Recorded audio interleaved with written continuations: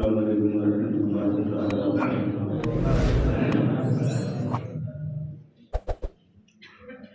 نحمده ونصلي ونسلم على رسوله الكريم، أما بعد، أعوذ بالله من الشيطان الرجيم، بسم الله الرحمن الرحيم، سبحان الذي أسرى بعبده ليلا من المسجد الحرام إلى المسجد الأقصى الذي باركنا حوله لنريه من آياتنا إنه هو السميع البصير، صدق الله مولانا العظيم۔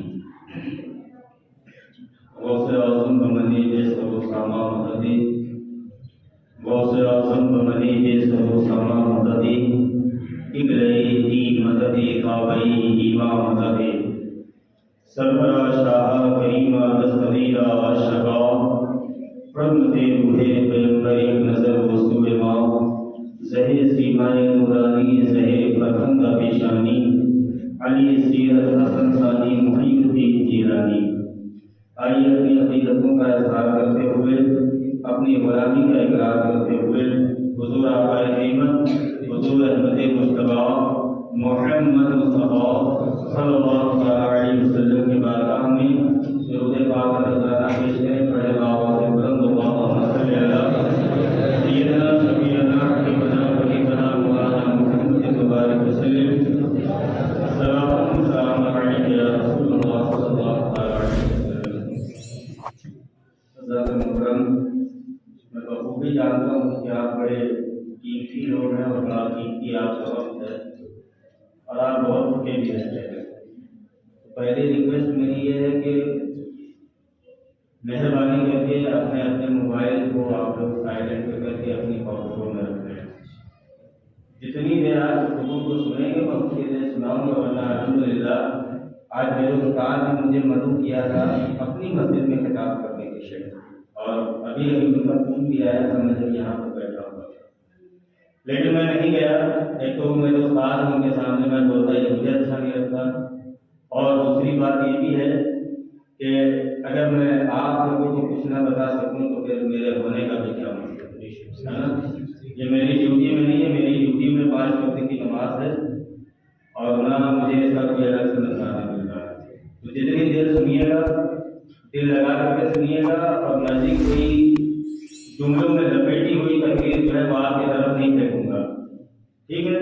میں بھی بات وہی کروں گا جو بات آپ کے پلے پڑ جائے اور جو ہے کچھ کام کر جائے، ٹھیک ہے؟ اور الحمدللہ آپ کے وہ لوگ بھی بیٹھے ہوئے ہیں جو صرف مفتی صاحب کو سننے کی خواہش رکھتے ہیں، مگر آج مجھے سن رہے ہیں۔ یہ اللہ کا جو ہے بہت بڑا احسان ہے، ٹھیک ہے؟ تو بات مجھے یہ کرنی تھی کہ آج کے دور میں ہر طبقہ جو ہے وہ لگ بھگ اپنے آپ کو بہت قابل مانتا ہے، اور کہیں پر اگر کوئی مسئلہ پھنس جائے تو وہ اس میں اپنی رائے ضرور دیتا ہے۔ ہر انسان کہ یہ مسئلہ پھنس رہا ہے تو وہ یہ نہیں کہے گا کہ آپ اس کے اسپیشلسٹ کے پاس چلے جائیے یا اس کے جانکار کے پاس چلے جائیے، وہ کہے گا آپ کو جو کرنا ہے وہ کریے، لیکن میرا مشورہ یہ ہے کہ آپ یہ ضرور کر لیجیے۔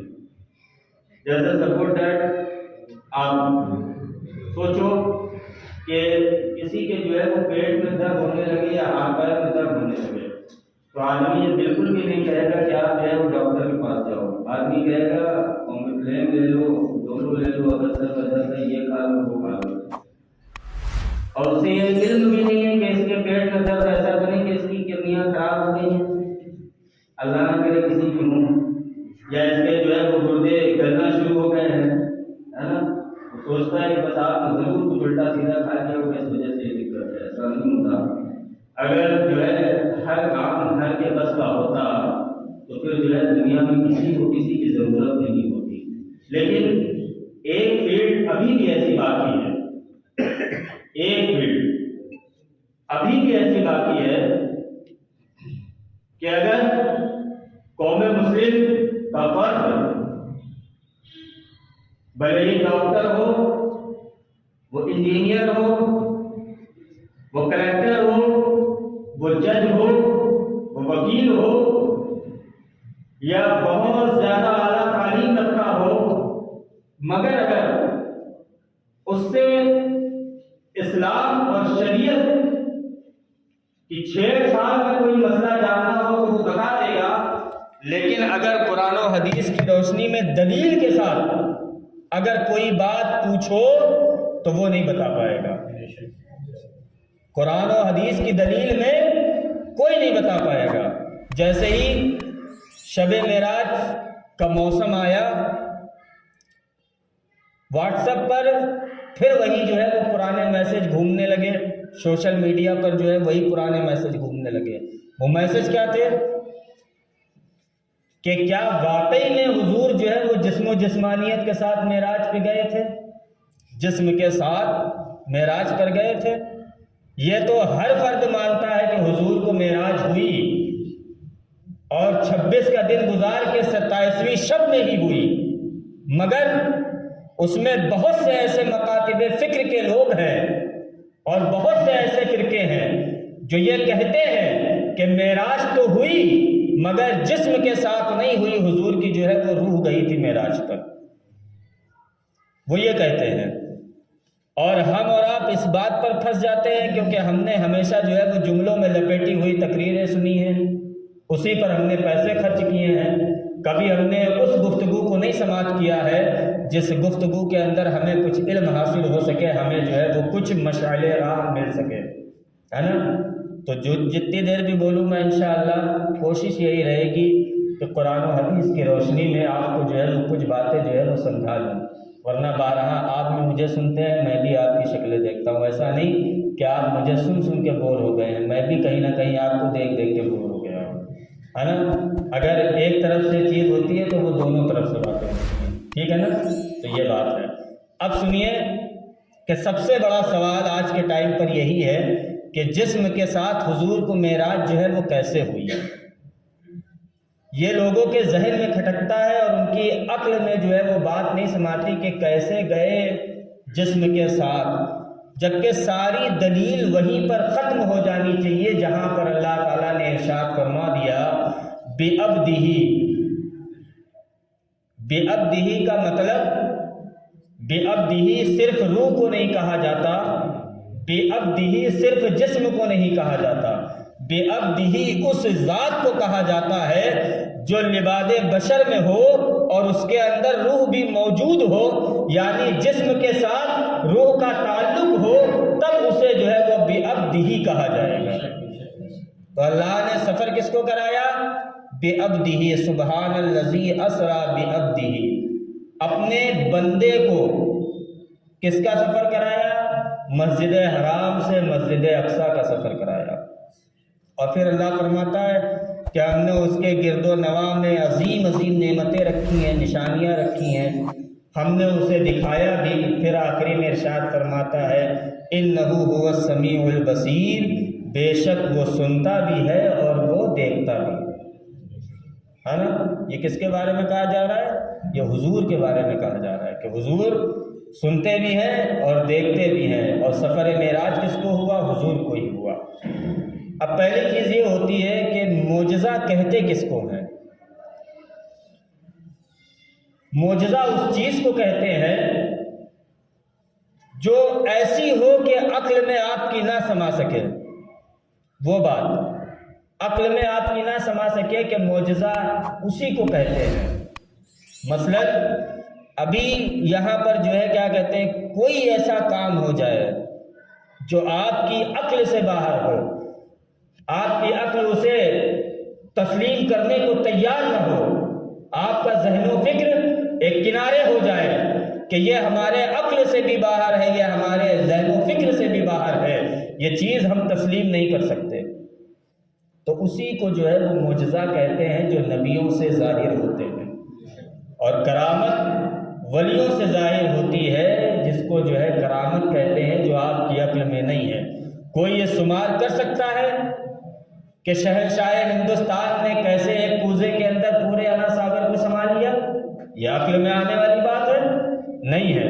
اور خود چل کر کے گئے بھی نہیں، خادم کو دیا، خود چل کے گئے ہوتے تو یہ مان لیا جاتا کہ خواجہ نے جب اس دھرتی پر قدم رکھا اور انا ساگر کے کنارے پہنچے تو ان کے قدموں کی برکت سے پانی جو ہے وہ سارا کا سارا کاسے میں سما گیا، مگر خود گئے بھی نہیں، اپنے ایک مرید کو بھیجا اور کہا انا ساگر کو لے آؤ، تو ایک کاسے میں جو ہے وہ پورا انا ساگر آ گیا۔ یہ تسلیم کرنے والی بات، یہ عقل میں آنے والی بات ہے؟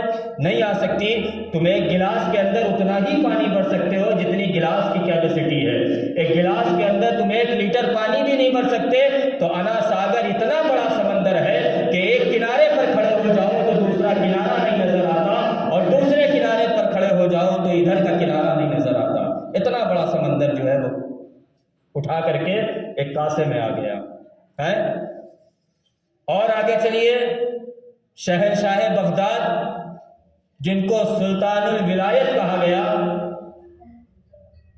ولیوں میں سب سے افضل و اعلیٰ، ایک ہی دن افطار کے لیے 70 مریدوں نے جو ہے وہ دعوت پیش کی، کس کی بارگاہ میں؟ غوث اعظم کی بارگاہ میں 70 لوگوں نے دعوت پیش کی ایک افطار کے لیے، ایک ہی دن کے افطار کے لیے، کہ حضور میرے گھر آئیے گا، حضور میرے گھر آئیے گا، حضور میرے گھر آئیے گا۔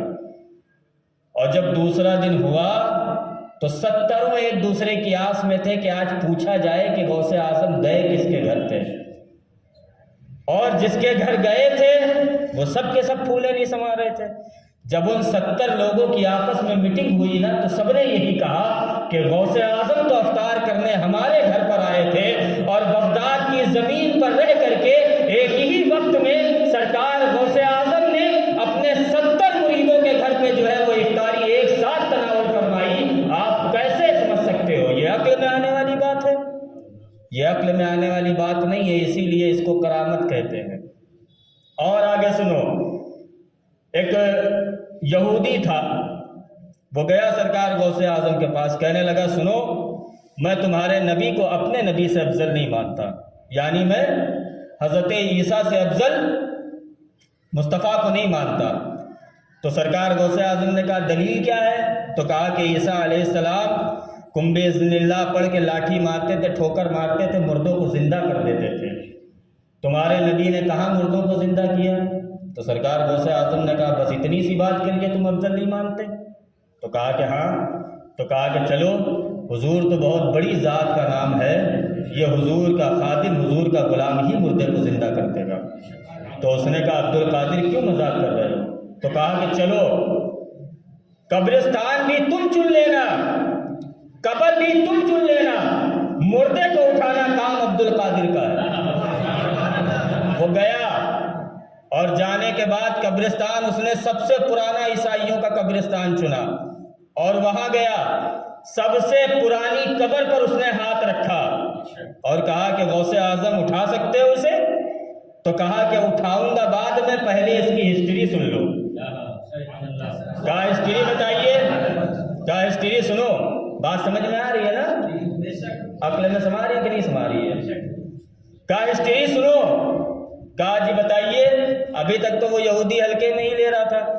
کہا سنو، اس کو مرے ہوئے جو ہے 12 سال گزر چکے ہیں، اور یہ جو ہے وہ قوال تھا، یہ پیشے سے قوال تھا، اور اس کو مرے ہوئے 12 سال گزر چکے ہیں۔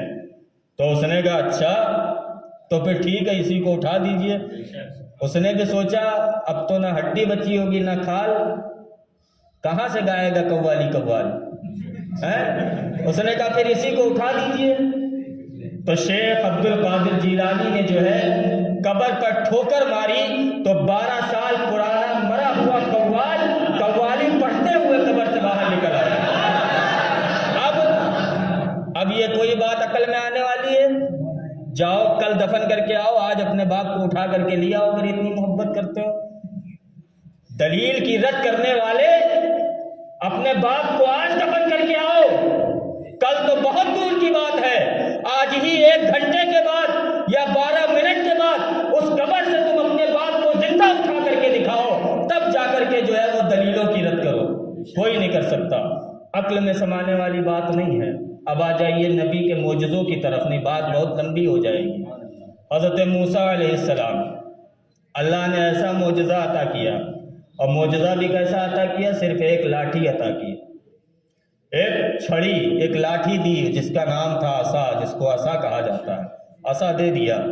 اب موسیٰ علیہ السلام سنو، جب یہودیوں نے گھیر لیا موسیٰ علیہ السلام کو، اور یہودی کے جتنے کاہن تھے، جادوگر، سب کے سب آ گئے، کہا موسیٰ اگر مقابلہ کر لیا تو جیت کر کے جانے دوں گا، اگر ہار گئے تو یہیں پر جو ہے سب معاملہ گڑبڑ ہو جائے گا۔ تو کہا ٹھیک ہے۔ یہودیوں نے جتنے جادوگر تھے انہوں نے اپنے جادوؤں سے جو ہے وہ رسیوں کو سانپ بنایا، اپنے جادو سے۔ وہ آج کے جادوگر نہیں تھے بنگالی بابا جیسے، وہ بڑے پڑھے لکھے جادوگر تھے۔ رسیوں سے سانپ بنائے اور سانپ بنا کر کے حضرت موسیٰ اور جو ان پر ایمان رکھتے تھے ان کی طرف پھینکے، اور وہ سانپوں کی تعداد کوئی گن نہیں سکتا تھا، اتنے سانپ تھے، ہزاروں کی تعداد میں وہ سانپ تھے۔ جب موسیٰ اور موسیٰ پر ایمان رکھنے والوں پر، اللہ پر ایمان رکھنے والوں کی طرف جب وہ سانپ بڑھے تو حضرت موسیٰ علیہ السلام نے اللہ کی بارگاہ میں دعا کیا اور کہا کہ مولا اب اس کا جواب تو مجھے عطا فرما۔ رب تبارک و تعالیٰ کی طرف سے آواز آئی کہ اے موسیٰ، میں نے جو تمہیں عصا دیا ہے اس عصے کو زمین پر پھینکو۔ موسیٰ نے اپنے عصے کو زمین پر پھینکا۔ موسیٰ علیہ السلام کا وہ عصا اتنا بڑا سانپ بنا کہ اس نے کاہنوں کے سارے سانپوں کو جو ہے وہ نگل لیا ایک ہی بار میں۔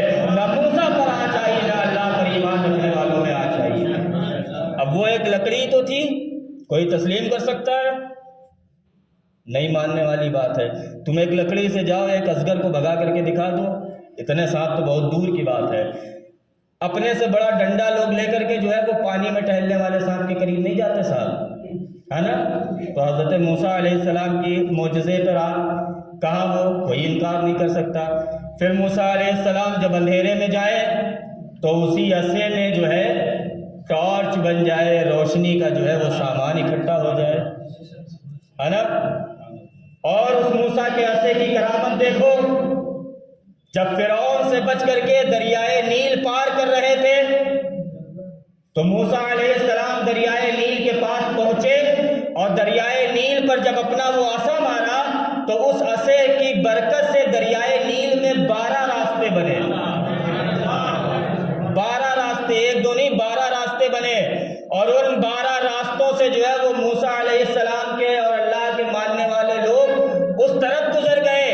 اور راستے کے جب بیچوں بیچ میں پہنچے تو موسیٰ علیہ السلام سے کہا کہ اے موسیٰ، پتہ نہیں ہمارے ساتھی آ رہے کہ نہیں آ رہے، ہم تو اس راستے میں ہیں، ہمیں پتہ نہیں کہ دوسرے راستے سے ہمارے ساتھی آ رہے ہیں یا فرعون نے پکڑ لیا ہے۔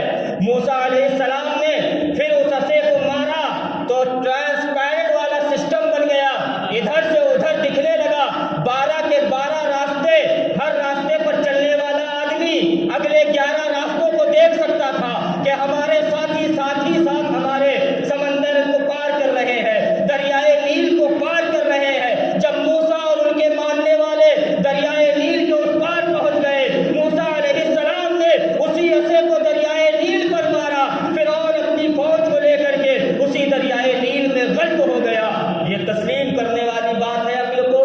یہ عقل سے باہر کی بات ہے کہ ایک عصے کے اندر، ایک لاٹھی کے اندر اتنی طاقت کیسے آئی؟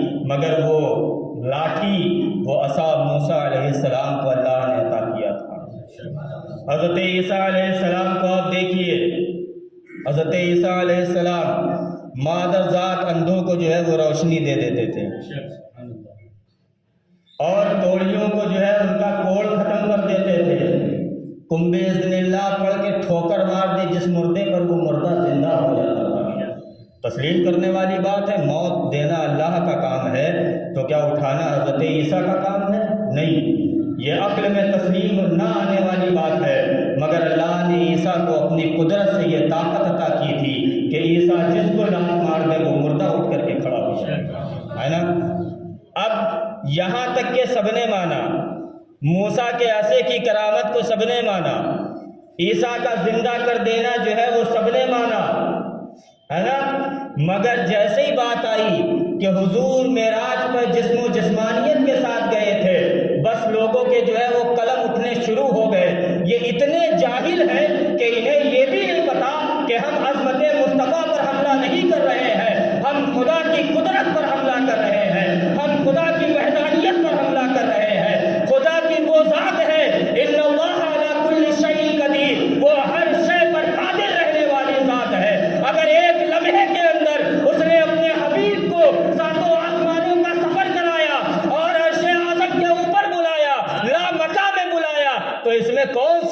والی بات ہے، وہ ہر شے پر قادر ہے۔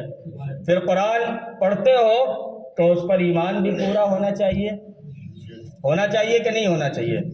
اچھا، یہ صرف تنہا حضور کی ہی ذات نہیں ہے کہ جو ہے جسم و جسمانیت کے ساتھ آسمان پر گئی، یہ بھی بات جان لو۔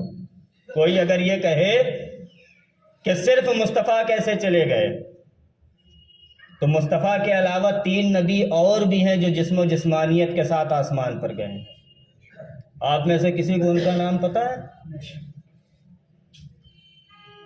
پتہ ہوگا کچھ لوگوں کو نہیں پتہ ہوگا، ابھی بتاؤں گا تب انہیں پتہ چلے گا کہ وہ نبی کون تھے، ہے نا؟ پہلے نمبر پر سارے انسانوں کے باپ حضرت آدم علیہ السلام اور ان کی بیوی زوجہ حضرت حوا، یہ دونوں جسم کے ساتھ جنت میں رہے ہیں۔ تو کوئی الگ سے راستہ نہیں بن گیا تھا جو ہے چلے گئے تھے جنت میں ڈائریکٹ، یہ بھی آسمانوں کا سفر طے کر کے گئے ہیں، ہے نا؟ یہ بھی آسمانوں کا سفر طے کر کے گئے اور جنت میں رہے، اور پھر اس کے بعد اللہ نے جو ہے وہ جسم و جسمانیت کے ساتھ انہیں جنت سے واپس بھی بھیجا، تب جا کر کے انسانی آبادی شروع ہوئی۔ تو کوئی اگر یہ کہے کہ مصطفیٰ کیسے چلے گئے، تو وہ پہلے انسانیت جہاں سے پیدا ہے، جہاں سے انسان پیدا ہے، وہ ذات ہی جو ہے کیا کہتے ہیں جنت میں جسم و جسمانیت کے ساتھ رہی ہے نا؟ قرآن نے جو ہے اسی کو کہا ہے، قُلْنَا يَا آدَمُ اسْكُنْ أَنْتَ وَزَوْجُكَ الْجَنَّةَ۔ حضرت آدم اپنی زوجہ کے ساتھ جنت میں رہے، جسم و جسمانیت کے ساتھ رہے، ہے نا؟ اور پھر اتارے گئے جسم و جسمانیت کے ساتھ، تو انہوں نے بھی وہ مرحلے طے کیے جو مصطفیٰ نے معراج کی رات میں طے کیے ہوں گے جسم کے ساتھ، ہے نا؟ تو یہ پہلی دلیل کہ جب آدم آ جا سکتے ہیں جسم و جسمانیت کے ساتھ، تو جس کے صدقے میں آدم کی توبہ قبول ہوئی ہو اس میں کیا شک و شبہ ہے؟ اس کے جانے آنے میں کوئی شک و شبہ ہے؟ کوئی شک و شبہ نہیں ہے۔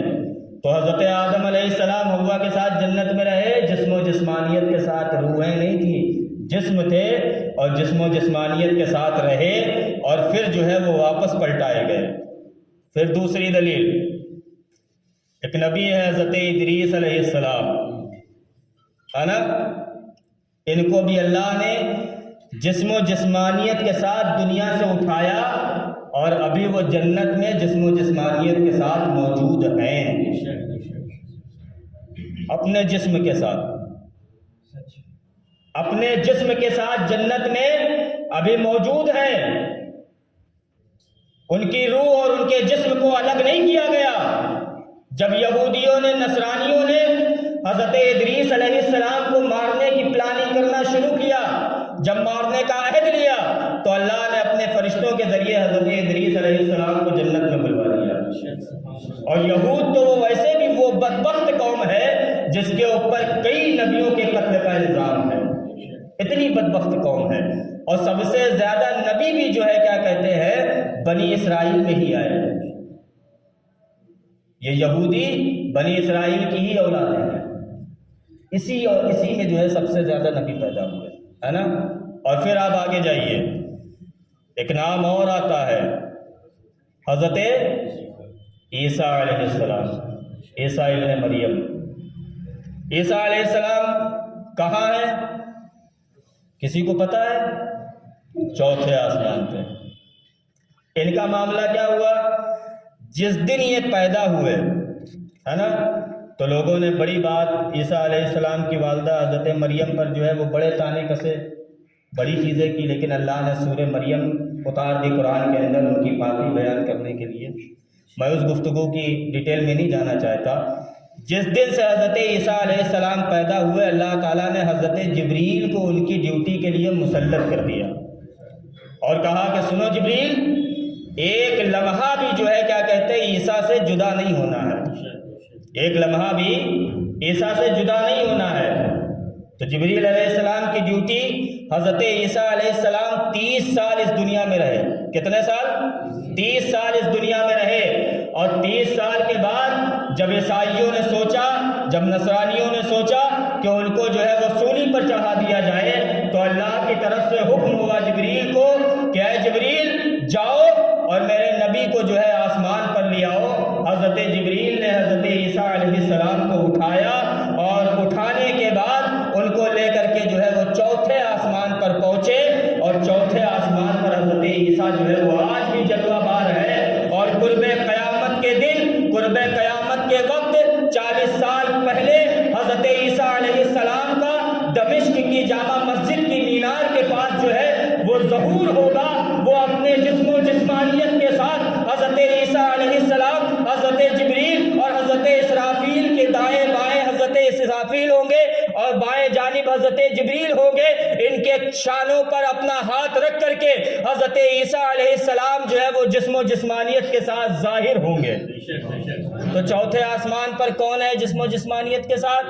حضرت عیسیٰ علیہ السلام۔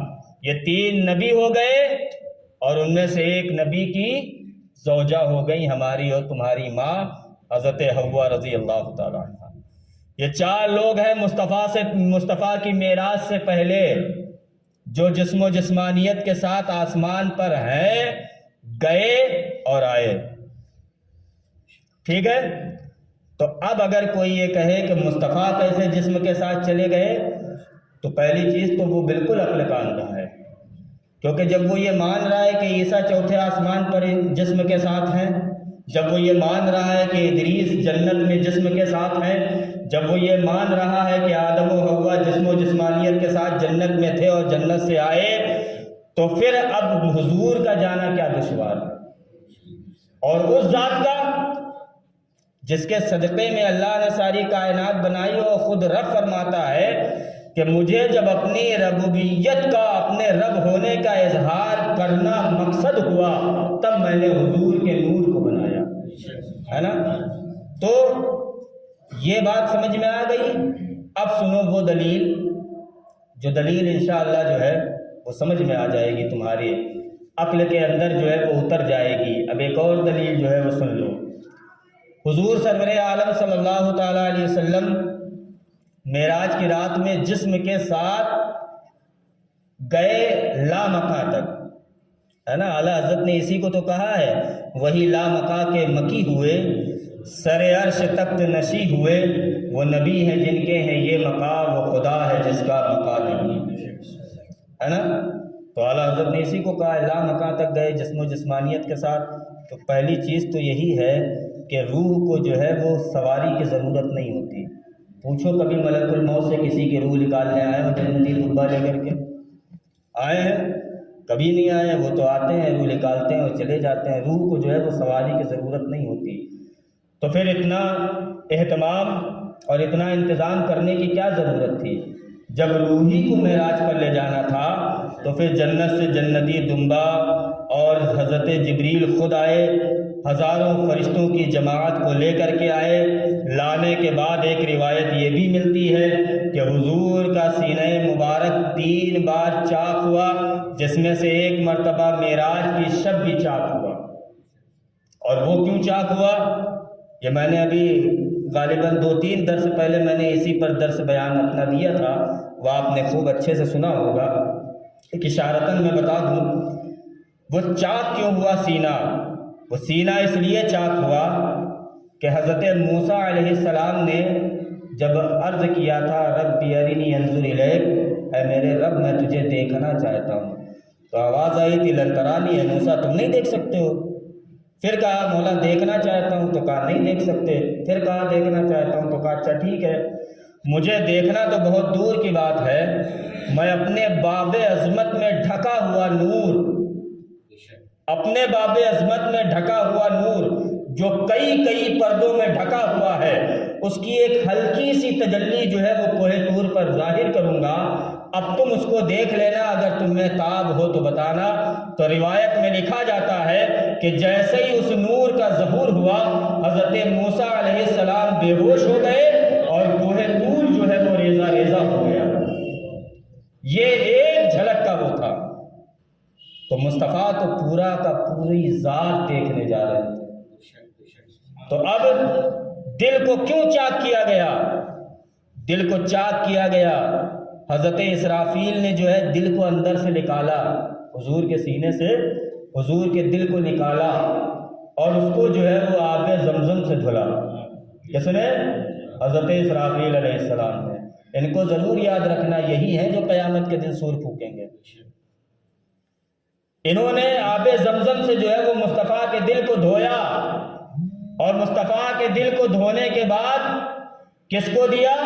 حضرت جبریل کے سپرد کیا، سید الملائکہ حضرت جبریل کو دیا۔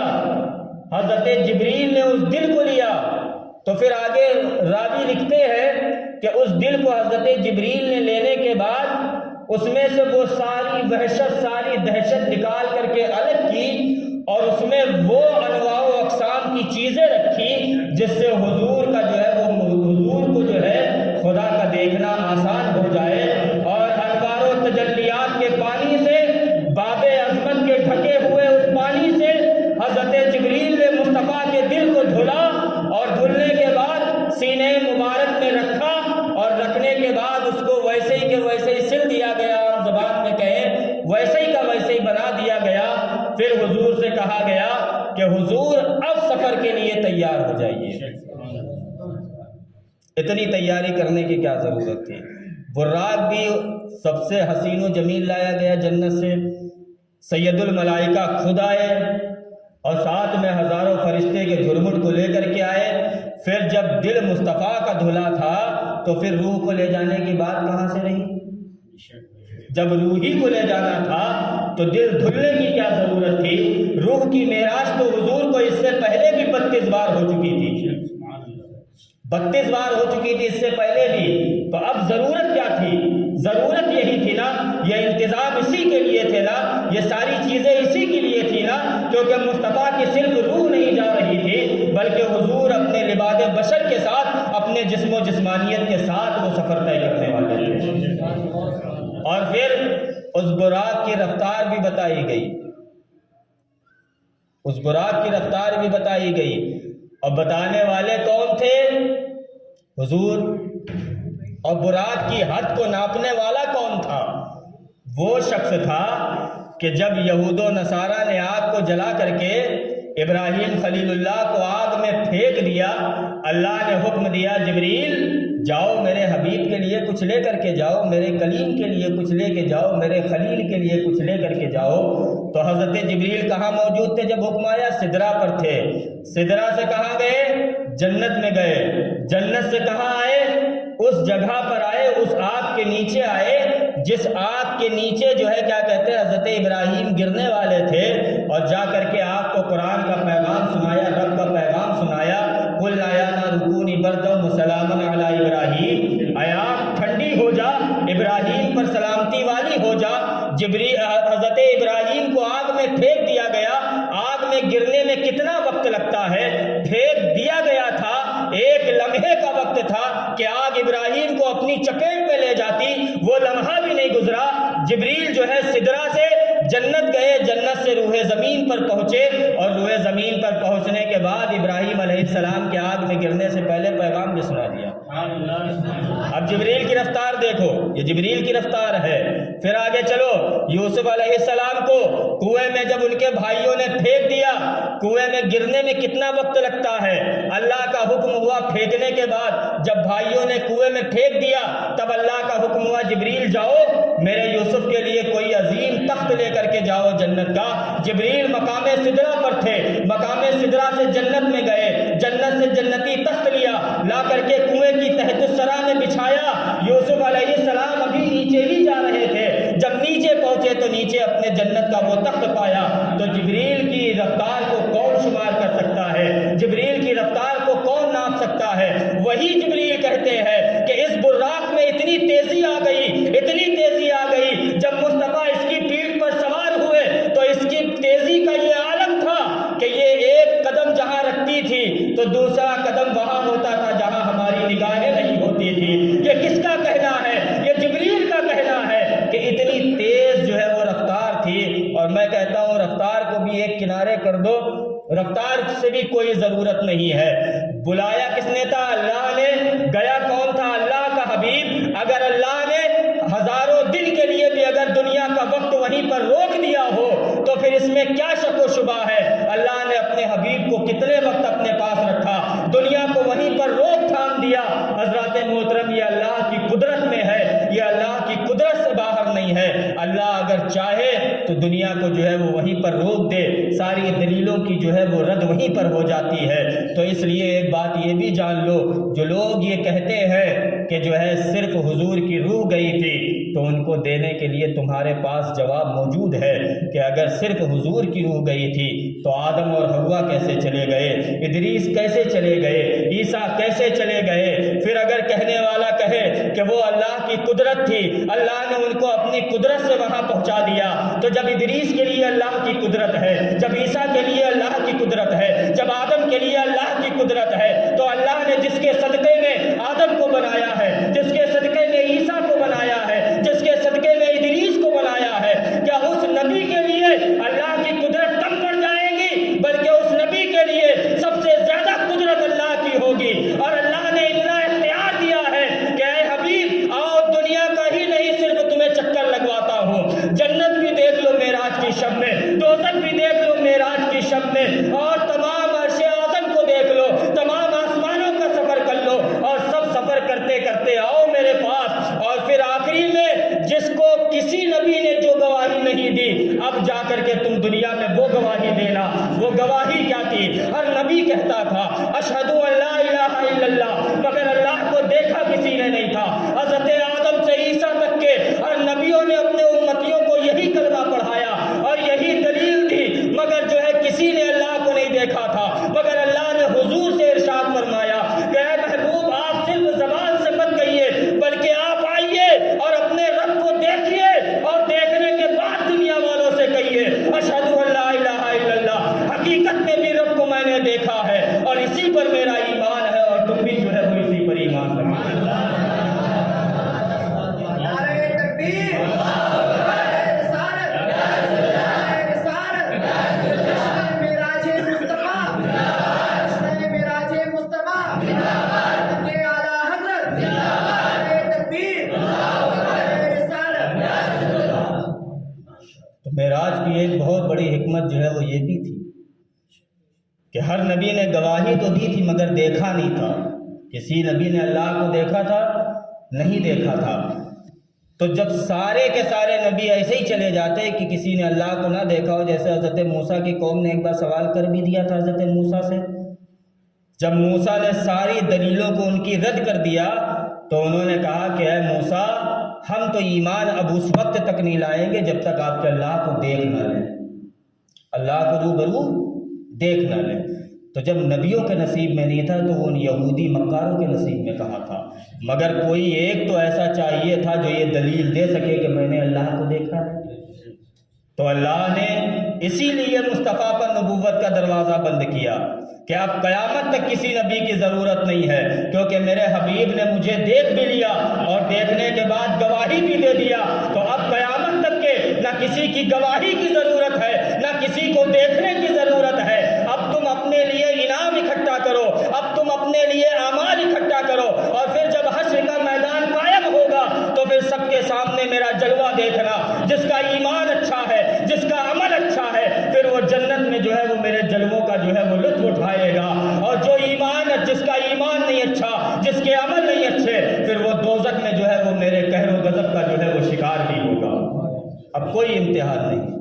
اسی کے لیے اب تو یہ بات میرے حساب سے آپ کے سمجھ میں آ گئی ہوگی کہ حضور کو جو ہے وہ جسم و جسمانیت کے ساتھ معراج ہوئی، اور ہمارا عقیدہ یہی ہے، اہل سنت والجماعت کا یہی عقیدہ ہے۔ بس ایک آخری بات اور کہہ دوں، وقت ویسے ہی 10 منٹ زیادہ ہو چکا ہے، میں ایک آخری بات یہ بتا دوں، ایک بات بس آخری ایک پیغام ہے آپ لوگوں کے لیے، وہ یہ ہے کہ ہم معراج مصطفیٰ مناتے ہیں، اس کا مقصد کیا ہے؟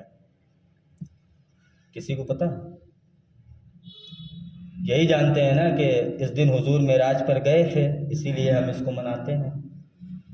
لیکن کبھی یہ بھی سوچا ہے کہ حضور نے امت کی معراج کیا کہی ہے؟ الصلاۃ معراج المؤمنین۔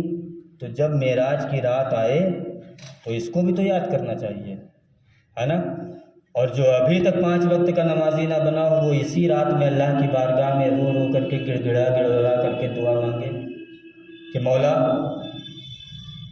آج تک تو جو ہو گیا وہ ہو گیا، یہی وہ رات ہے جس رات میں تو نے امت مصطفیٰ کو 5 وقت کی نماز کا تحفہ عطا کیا، اور ثواب 50 کے برابر ثواب نہیں کم کیا گیا، ثواب 85 کے برابر۔ تو اے اللہ اسی رات کے صدقے آج سے ہی ہم کو جو ہے وہ نماز پنجگانہ ادا کرنے کی توفیق عطا فرما دے، ہے نا؟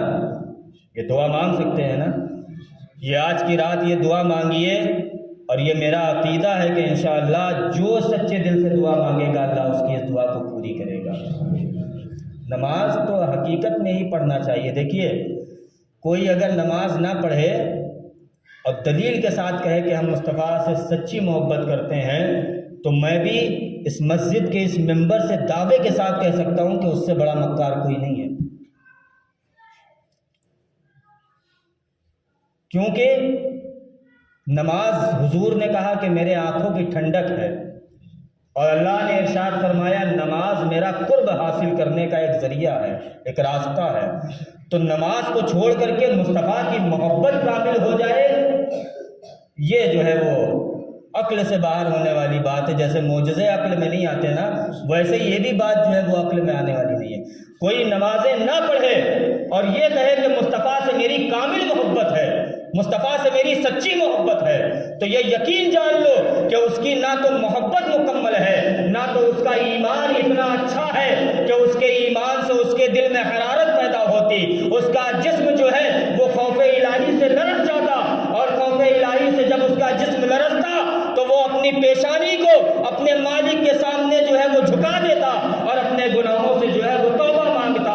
مگر آج ایسا دل کسی کے پاس نہیں ہے، آج ایسی جو ہے کیفیت کسی کے پاس نہیں ہے۔ تو جب ایسا دل کسی کے پاس نہیں ہے، جب ایسی کیفیت کسی کے پاس نہیں ہے، جب نمازوں کا گلدستہ، نمازوں کا تحفہ کسی کے پاس نہیں ہے، تو وہ کس منہ سے کہہ سکتا ہے کہ اس کے پاس مصطفیٰ کی کامل محبت ہے؟ وہ کہہ سکتا ہے؟ کہنے کا حقدار ہے؟ یقیناً وہ کہنے کا حقدار نہیں ہے۔ کامل محبت تو مصطفیٰ سے حضرت خبیب نے کی تھی۔ کسی شاعر نے کہا ہے نا کہ کوئی خبیب سے پوچھے بلال سے سمجھے اس کے سرکار کا مزہ کیا ہے۔ حضرت خبیب ہے، جب آپ مکہ کے کعبے کے زینے پر حضور چڑھنے کی تیاری کر رہے تھے کہ آج یہاں سے لوگوں کو جو ہے وہ دین و تبلیغ کروں گا اور لوگوں کو ایمان کی دعوت دوں گا، تو کفار مکہ نے ایک بڑے سے کڑھاؤ میں، اتنا بڑا کڑھاؤ جو کعبے کی چھت پر آ جاتا، اتنے بڑے کڑھاؤ میں جو ہے وہ کھولتا ہوا تیل پگھلایا اور خوب اس تیل کو کھولایا۔ جیسے ہی حضور جینے پر کعبے کے چڑھنے لگے، کفاروں نے جو ہے وہ اس تیل کو وہاں سے پلٹا کہ یہ تیل جب محمد پر گرے گا تو محمد جو ہے وہ فنا فی اللہ ہو جائیں گے، معاذ اللہ رب العالمین، اور یہ اسلام و دین کی دعوت نہیں دے پائیں گے۔ تو آپ کو پتہ ہے وہ وقت تھا ظہر کے بعد کا، جب حضور کعبے کے زینوں پر چڑھ رہے تھے۔ جب حضرت خبیب نے یہ منظر دیکھا، یہ صحابی رسول ہیں، جب انہوں نے یہ منظر دیکھا تو حضور کو جو ہے وہ پیچھے کیا اور خود آگے آ کر کے ایسے کھڑے ہو گئے۔ یہ حبش کے رہنے والے تھے تو پرسنالٹی میں بڑے لمبے چوڑے تھے، انہوں نے حضور کو جو ہے وہ ڈھانپ لیا اپنی پرسنالٹی سے، اور سارا کا سارا تیل حضرت خبیب کے اوپر گرا۔ اب حضرت خبیب کی کیفیت یہ تھی کہ کھال تو بہت دور کی بات ہے، اندر کی آنتیں دکھ رہی تھی، جسم کا جو ہے وہ گوشت جھڑ گیا تھا اس تیل کی شدت سے۔ مگر اسی کیفیت میں حضور نے ان کو اپنی گودی میں لٹالا، اور یہی پشو پیش کے منظر میں نماز عصر کا وقت ہو گیا۔ حضرت خبیب نے وہیں پر مصلی بچھایا اور نماز عصر کے لیے کھڑے ہوئے، حضور وہیں پر موجود تھے، مگر حضرت خبیب نے مصلی بچھانے کے بعد مصلی پر کھڑے ہوئے، حضور وہیں پر موجود تھے۔ حضرت خبیب نے جیسے ہی پہلی رکعت مکمل کی اور سجدے میں گئے، ان کی روح جو ہے وہ قبضہ انصری سے پرواز کر گئی۔ اب مجھے یہ بتاؤ کہ سچی محبت کس کے اندر ہے، سچی عقیدت کس کے اندر ہے، ایک نمبر والا ایمان کس کے اندر ہے؟ حضرت خبیب کے اندر ہے یا ہمارے اندر ہے؟ حضور کی گودی میں حضرت خبیب کا سر تھا، حضور کی گودی سے اپنے سر کو اٹھا کر کے نماز عصر کے لیے مصلی پر کھڑے ہوئے، اور حقیقت یہ ہوئی کہ اسی سجدے کی حالت میں جو ہے وہ آپ کی روح جو ہے وہ قبضہ انصری سے پرواز کر گئی۔ حضرات محترم، اب یہ جان لو کہ نماز چھوڑ کر کہ مصطفیٰ کی محبت کامل نہیں ہو سکتی اور ایمان بھی جو ہے وہ مکمل نہیں ہو سکتا، ہے نا؟ تو اس لیے یہ وہ رات ہے کہ جس میں نماز اتری، جس میں نماز عطا ہوئی، تو اس نماز سے محبت کرو اور اسی رات میں نماز کی پابندی کے لیے دعا مانگو اللہ کی بارگاہ میں، ہے نا؟ اللہ کی بارگاہ میں اسی نماز کی پابندی کے لیے دعا مانگو۔ حضرت امام عالی مقام کے بارے میں بہت ساری روایتیں آتی ہیں کہ آپ کی شہادت کیسے ہوئی، آپ کی شہادت کیسے ہوئی، مگر عشق میں ڈوبے ہوئے جتنے بھی تاریخ نگاروں نے تاریخ لکھی ہے وہ سب کے سب یہی لکھتے ہیں کہ امام عالی مقام کا سر جو ہے وہ سجدے میں تھا، اور تب جو ہے کیا کہتے ہیں شمر نے آپ کے جسم اطہر سے آپ کے جو ہے وہ سر مبارک کو جدا کر دیا تھا، اور امام عالی مقام نے وہ سجدہ کیا کہ قیامت تک کے امام عالی مقام کا سر جو ہے وہ سجدے میں رہے گا، قیامت تک کے امام عالی مقام جو ہے وہ سجدے میں رہیں گے، نواسے رسول جو ہے وہ سجدے میں رہیں گے۔ حضرات محترم، تو آپ یقین جانو کہ سجدے کی وہ کیفیت ہے اور نماز کی وہ حالت ہے کہ دلوں کی دنیا کو تبدیل کر دیتی ہے اور انسان کو جو ہے وہ راہ باطل سے ہٹا کر کے راہ حق پر لے آتی ہے۔ اللہ نے جو ہے یہ سر دیا ہے اس کی بارگاہ میں 5 وقت جھکانے کے لیے، یہ شرط نہیں ہے، یہ قید نہیں ہے کہ مسجدی میں جھکاؤ، یہ شرط نہیں ہے، یہ قید نہیں ہے کہ کسی امام کے پیچھے ہی جھکاؤ۔ اگر تمہارے پاس وقت نہیں ہے مسجد جانے کا، اگر جماعت سے تمہاری نماز تمہیں نہیں مل سکتی ہے، تو تم اپنی دکان میں ہو، تم اپنے مکان میں ہو، تم اپنے آفس میں ہو، اللہ نے پوری روئے زمین کو تمہارے لیے پاک کر دیا ہے نمازیں پڑھنے کے لیے، تو جہاں پر موجود ہو وہیں پر مصلے کو بچھا لو اور اپنے رب کے سامنے جو ہے وہ اپنے سر کو جھکا دو۔ اللہ تعالیٰ جو ہے ہم سب کو اس معراج کے صدقے میں جو ہے نماز پنجگانہ کا پابندی عطا فرما دے اور نمازوں سے محبت کرنے والا بنا دے اور بزرگان دین سے محبت کرنے والا